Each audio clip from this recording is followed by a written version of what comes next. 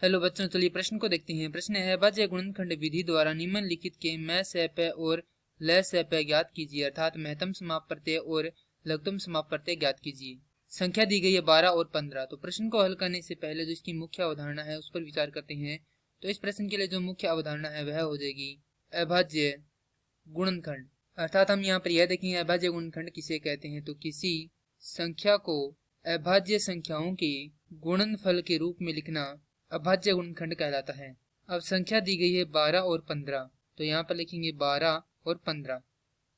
आगे प्रश्न को हल करें उससे पहले इनके क्या कर लेते हैं, अभाज्य गुणनखंड ज्ञात कर लेते हैं। तो 12 के अभाज्य गुणनखंड हो जाएंगे, यहाँ से देखें तो 12 सबसे पहले 2 का भाग जाएगा तो यहाँ पर आएगा 6, फिर 2 का जाएगा 3, फिर 3 का जाएगा 1, तो यहाँ से इसके अभाज्य गुणनखंड आ जाएंगे 2 गुणा 3।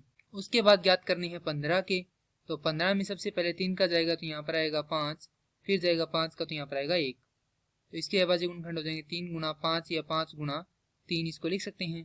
अब हमें ज्ञात करना है महत्तम समाप प्रत्यय और लघुत्तम समाप प्रत्यय। तो सबसे पहले यह देखेंगे महत्तम समाप प्रत्यय होता क्या है, अर्थात मैं से क्या होता है, तो वह सबसे बड़ी संख्या जिससे दी गई संख्याएं समान रूप से विभाजित हो क्या कहलाता है, महत्तम समाप प्रत्यय कहलाता है। तो यहाँ पर हम देखें तो केवल एक ही ऐसी संख्या 3 है जिससे ये क्या हो रही है, दोनों ही समान रूप से विभाजित हो रही है। यदि यहाँ पर एक 5 और होता तो यहाँ पर कौन सी संख्या हो जाती, 3 गुणा 5 वह संख्या होती जो क्या करती, इनको समान रूप से विभाजित करती, परंतु यहाँ पर विनिष्ठ संख्या 3 है।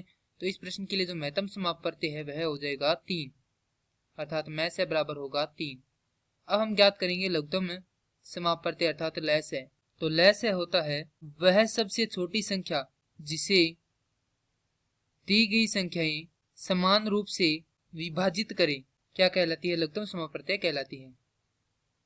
अर्थात हमें वह सबसे छोटी संख्या ज्ञात करनी है जिसमें यदि हम 12 और 15 का भाग लगाएं तो उसका जो विभाजन है वह क्या रहे, समान रहे। अर्थात यदि हम देखें तो यहाँ पर विनिष्ठ संख्या है उसको पहले लिख देते हैं 3, उसके बाद जो संख्याएं बच गई उनको लिख देते हैं तो 2 गुणा 5, अर्थात जो विनिष्ठ आ रहे हैं उनको एक ही बार लिखेंगे, बाकी संख्याओं को गुणनफल के रूप में लिख देंगे। तो यहाँ से यदि गुणनफल को हल करेंगे तो हमारे पास आएगा 60, अर्थात सबसे छोटी संख्या 60 है जिसे ये क्या करती है, दोनों ही समान रूप से विभाजित करती है, क्योंकि 60 में 15 का भी भाग जाता है और 12 का भी भाग जाता है, क्योंकि यह सबसे छोटी संख्या है। इससे ऊपर की जो संख्या है उनमें 12 और 15 का भाग भी जाता है, परंतु सबसे छोटी संख्या कौन सी है, 60 है। अतः हमारे प्रश्न का उत्तर हो जाएगा इस प्रश्न के लिए मैं से बराबर है 3 और लघुत्तम समाप प्रत्यय बराबर है 60, और ये हमारे प्रश्न का उत्तर है। मैं आशा करता हूँ कि यह प्रश्न आपको समझ में आया होगा। धन्यवाद।